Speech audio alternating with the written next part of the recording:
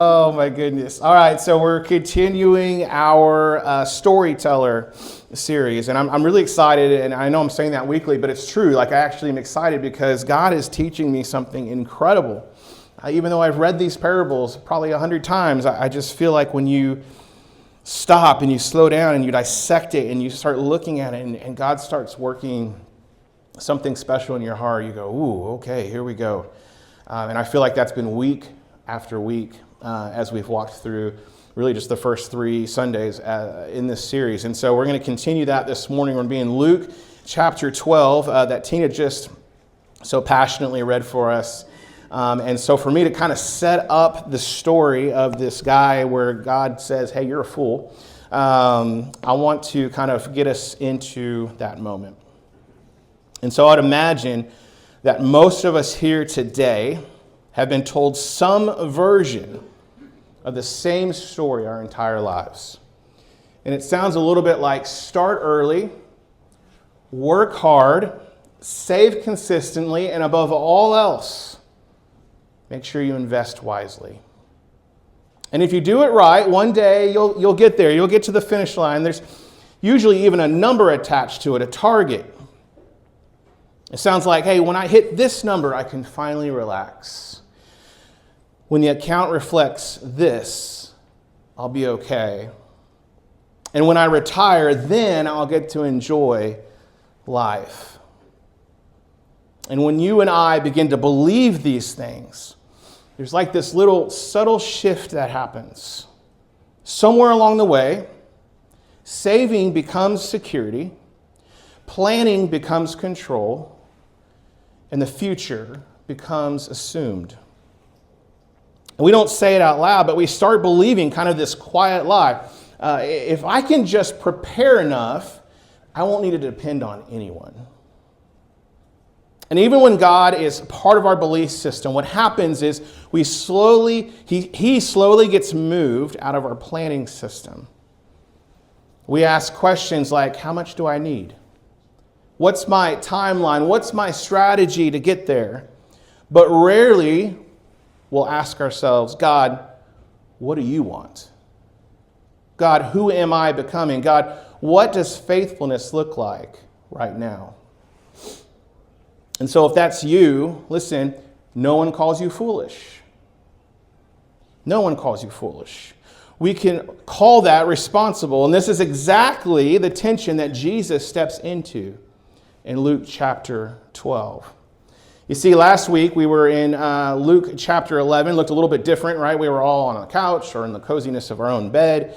Probably had a nice cup of coffee in front of you out of your own mug and not maybe a plastic cup here.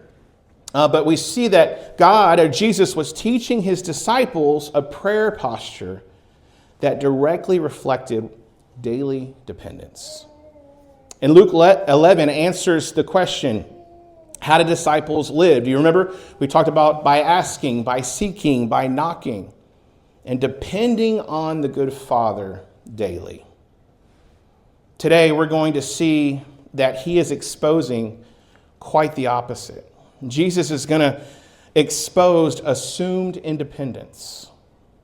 Luke 12 exposes what happens when that posture quietly erodes, when we start planning life as if we no longer need to ask.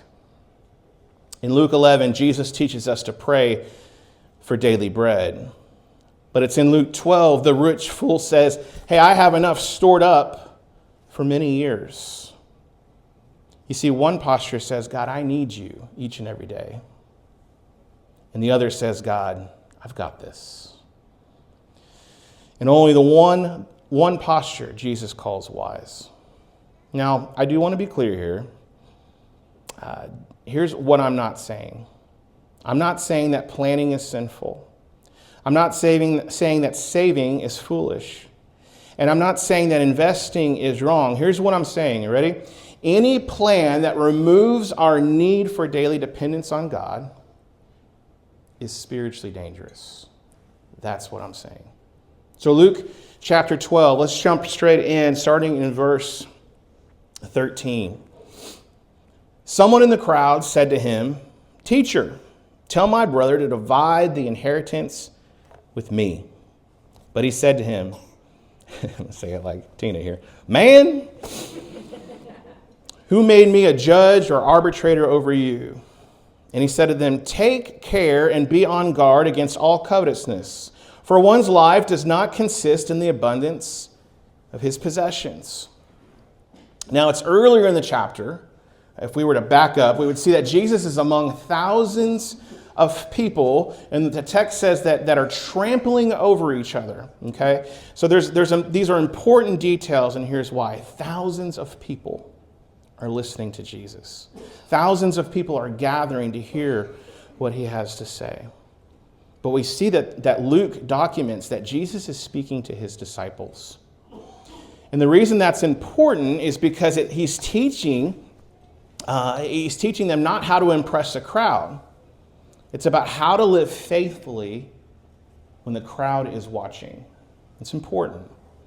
Like, this isn't some hillside sermon about ideals. This is a discipleship in real time where money, fear, and the uncertainty of tomorrow are all on the table. Luke was great at recording and communicating the fact that Jesus was often interrupted in his teachings.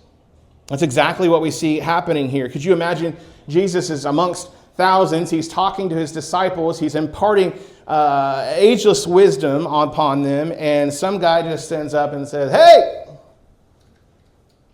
tell my brother to split the inheritance with me. I stopped dead in my tracks when I read that. I'm like, man, who's bold enough to do that? That's exactly what happens here. Jesus is in the middle of teaching on the topics of false teaching and fear and blasphemy when this guy stands up and he interrupts Jesus. And he says, teacher, tell my brother to divide the inheritance with me. Now, we read this, right, this morning and think, well, that's rude. Like, that he would just step up and kind of ask this question. But if we were to think about this a little bit more, I begin to think, are we any different than this guy? You see, Jesus is often speaking in our lives. He isn't a silent God, right? We have literally 66 books that prove that. And so even though we observe in the text this morning that this man kind of rudely interrupts Jesus to ask about a selfish desire like inheritance, I simply ask you this morning, how are we any different than that? You see, you and I, we are really good at telling God what we think is important. It's as if we've forgotten who is sovereign, who's in control, who's ruling over this world. And this is something I want us to keep in mind as we continue to walk through this story this morning. Look at verse 13 with me. It says, someone in the crowd said to him, teacher, tell my brother to divide the inheritance with me. And then Jesus responds in verse 14. He says, but he said to him, man, who made me a judge or arbitrator over you? Interesting language here by Jesus.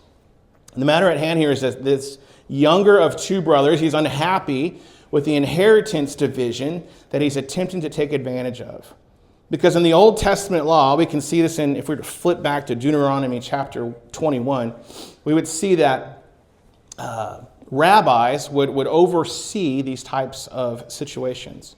They would speak to them.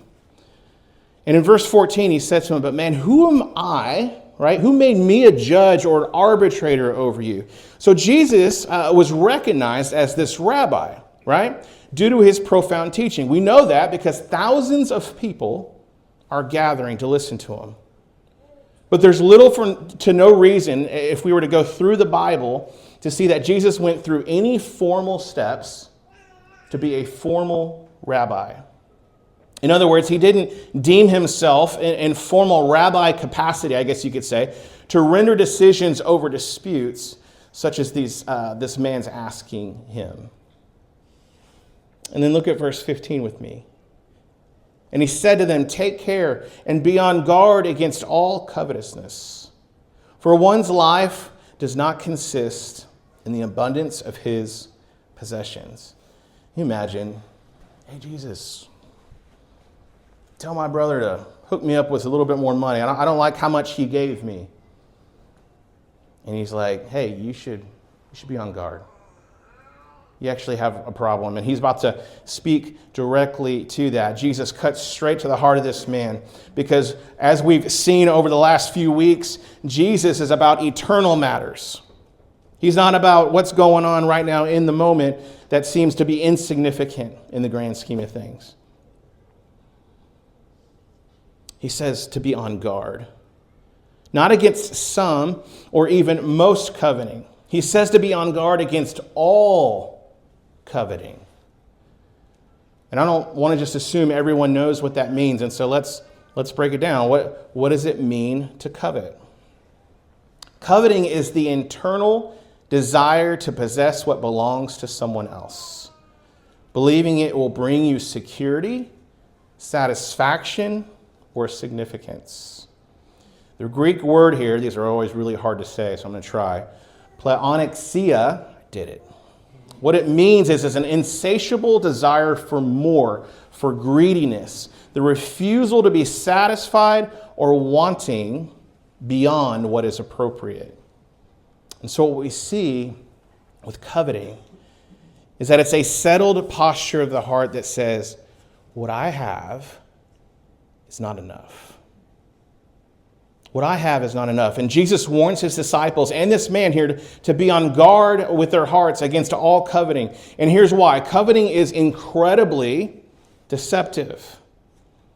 It convinces us that more is safer, more will make us happier, and more will finally be enough. Let me say this about coveting. Coveting is the quiet belief that God has not been generous enough. Coveting is the quiet belief that God has not been generous enough. And I just wonder how many of us are thinking, like right now, in this moment, I think I'm doing pretty good in this area. Not really coveting. Like most sin, listen, coveting will never announce itself. Jesus knows we're prone to wander. He knows we love shiny new things. And for some reason or another, there are certain shiny things that if we're not guarding our hearts will grip us and deceive us in such a way that we begin to think that we don't need to depend on God. And so like we've seen for the last few weeks, Jesus addresses this head on by telling a story. Verse 16, he says, and he told them a parable, saying, the land of a rich man produced plentifully. And he thought to himself, what shall I do? For I have nowhere to store my crops.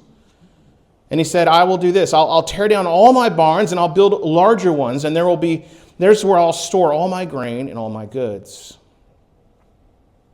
And on that day, I'll say to my soul, soul, you have ample goods laid up for many years. It's time for you to relax, to eat, to drink, and to be merry.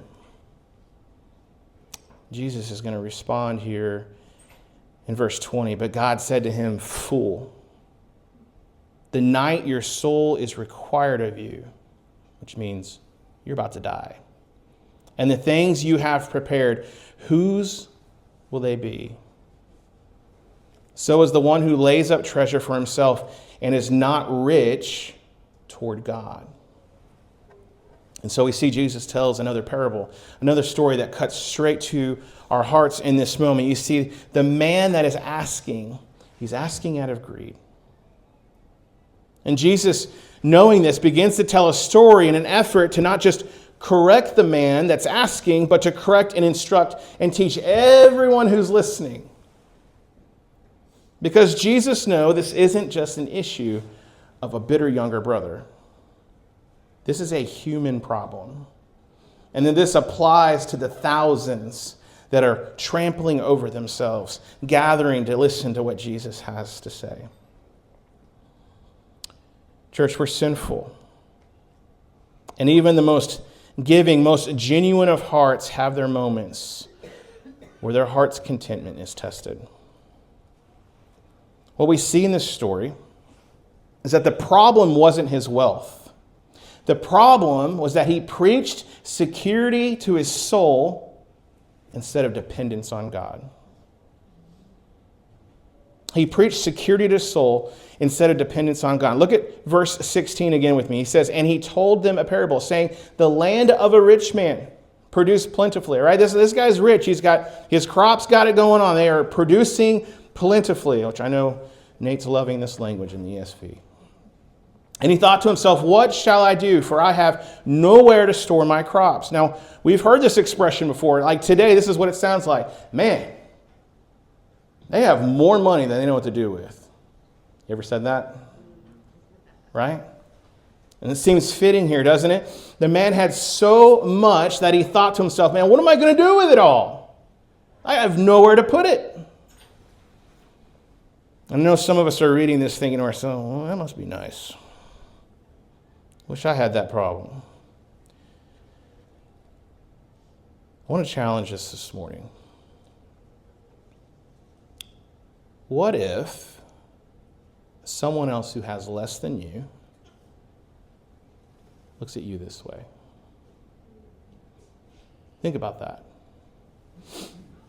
When we look at others who have, in our eyes, a lot, and we say, man, that must be nice. I wonder what that's like. The reality is there's people that look at us and think that.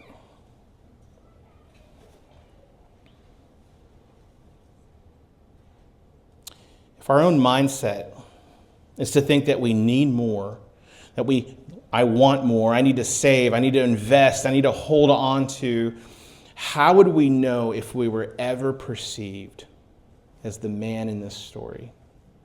How do we know? It's a sobering thought, isn't it? That we could be so convinced that we don't have enough while rarely stopping long enough to ask whether we're being called to actually give more. You see, you and I have a tendency to do this. And we just keep doing this. And it's hard for us when we're busy doing this to do this. Jesus recognizes that, and that's why he's addressing the entire crowd with this. Coveting doesn't feel like greed. It feels like wisdom until God is no longer a part of the equation. I want that to sit. Coveting doesn't feel like greed. It feels like wisdom until God is no longer part of the equation. Look at verse 18. And he said, this is the man answering his own question. I will do this. I will tear down my barns. I'll build larger ones. And there I'll store all my grain and all my goods.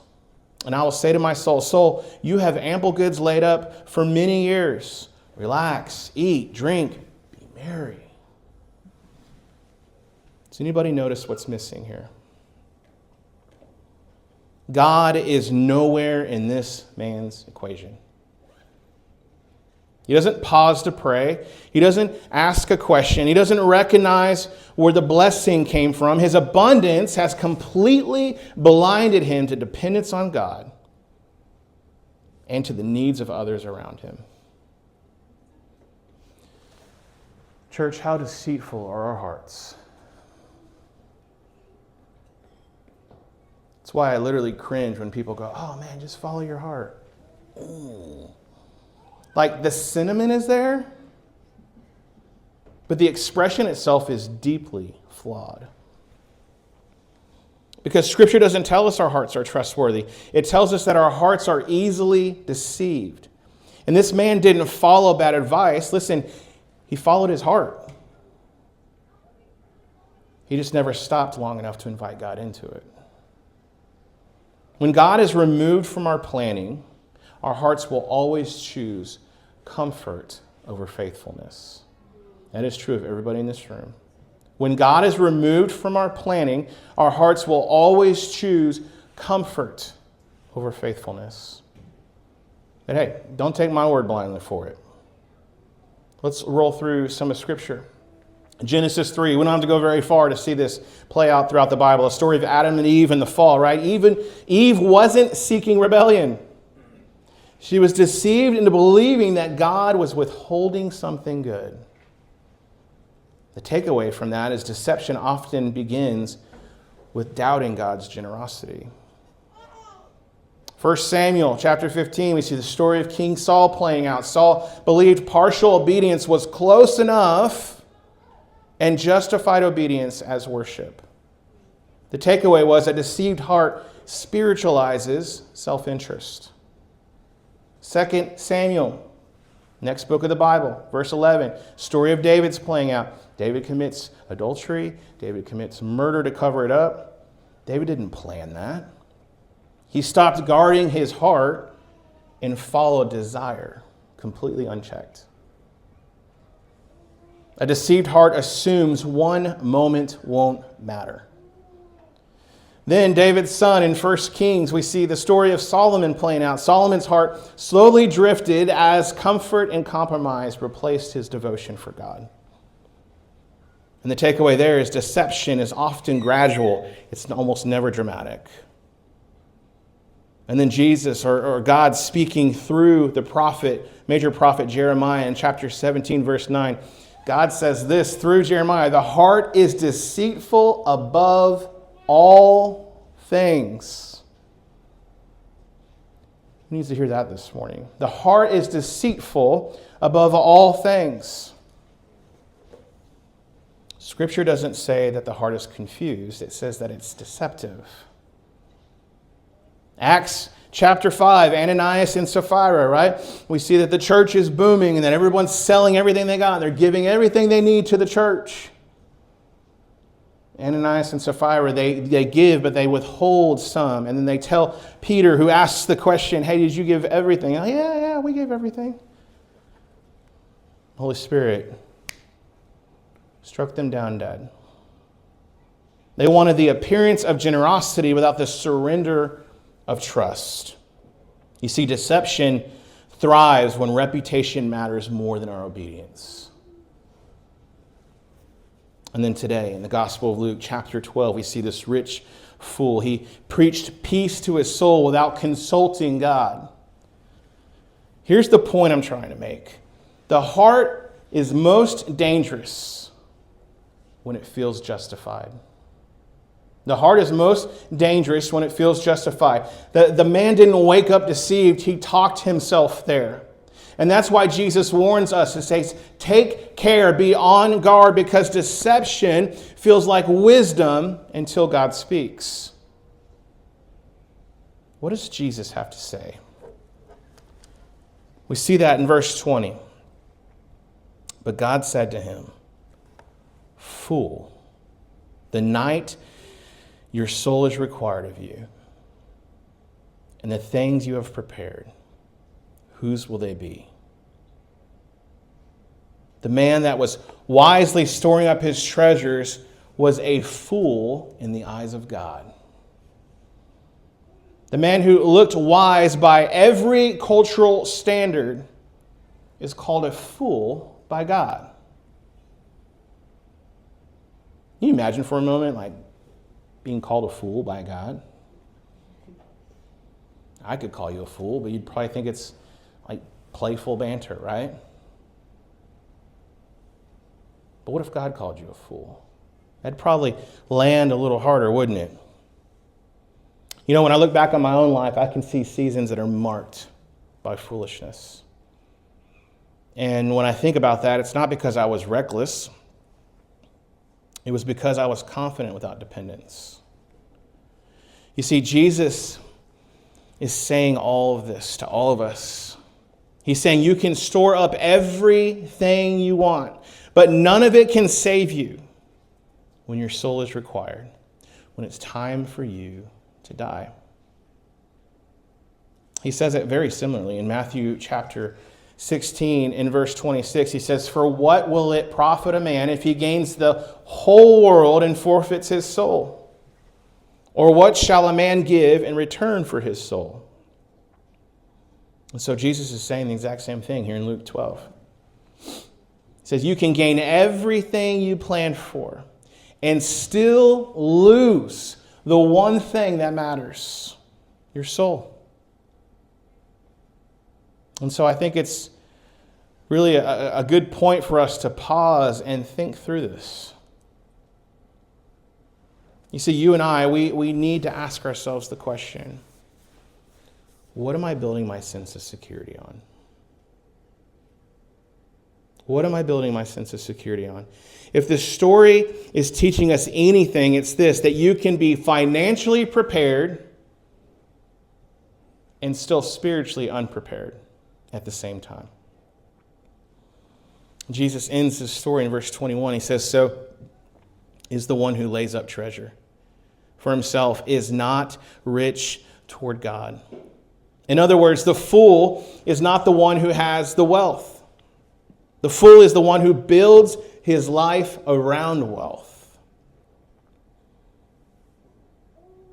He stores up treasures on earth because though he doesn't realize it, he is spiritually poor. That's why Jesus often says things like it's going to be really hard for a rich man to get into heaven. Why? Because when you have a lot, you don't think you need anything. You don't think you need help. You're not dependent on God. We look at throughout the Gospels, Jesus teaches things like John 15, the name of our church. He says, "I'm the vine, you're the branch. Abide in me. Be with me." It is a daily posture of, God, I need you. If you got a ton of wealth and a ton of possessions, it's going to be harder for you to give yourself that reminder.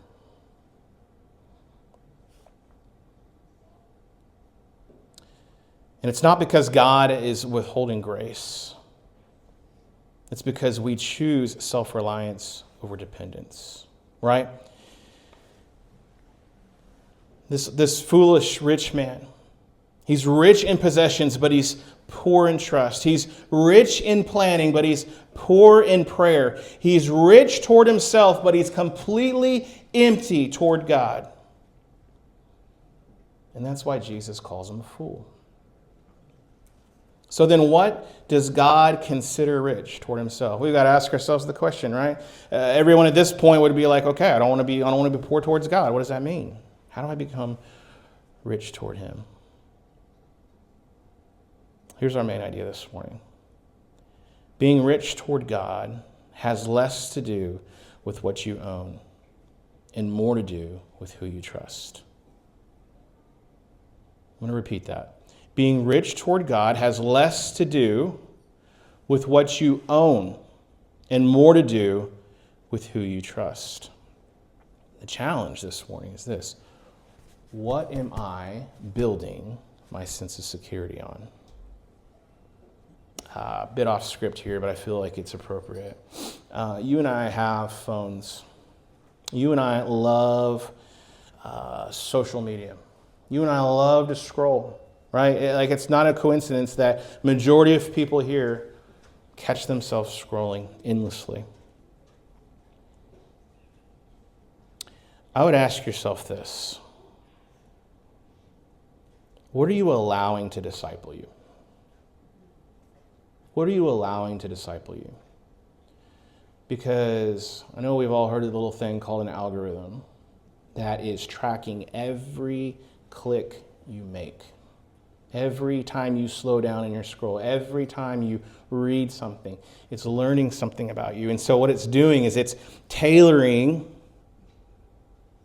to your preferences.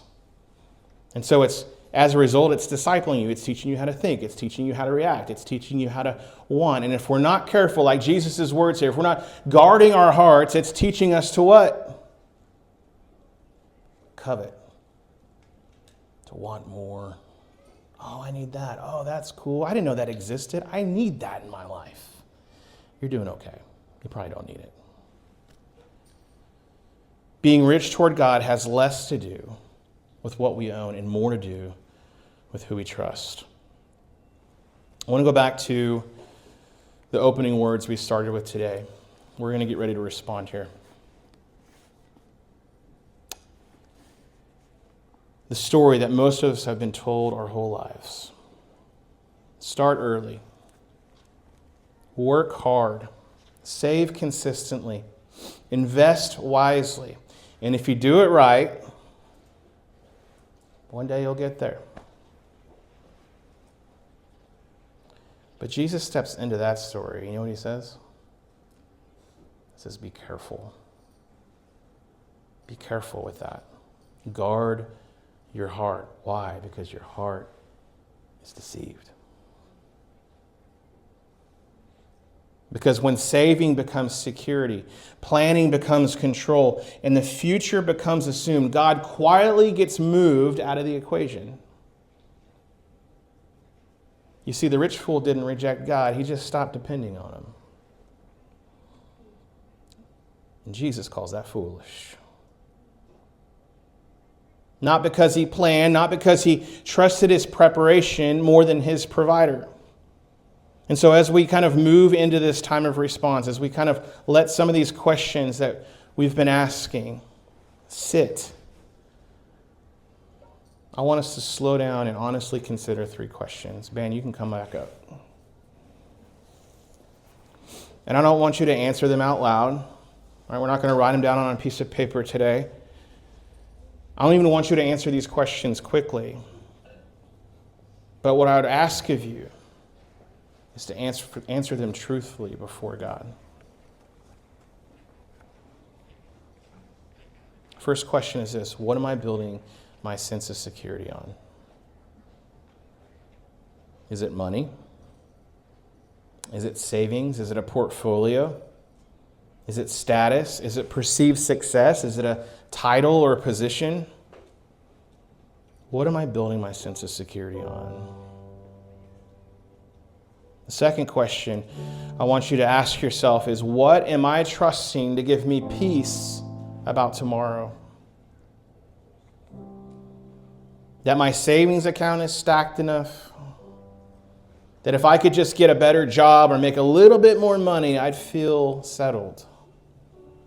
What am I trusting to give me peace about tomorrow? And then the last question I want us to ask ourselves is this. This one cuts. If my soul were required tonight, if you were to die tonight, what would I have been rich toward? Rich toward myself or rich toward God? I want to let those questions sit, and I want you to spend some time with the Lord and ask yourself these questions. Jesus isn't trying to shame us. What he's doing is he's inviting us to recenter our trust on him.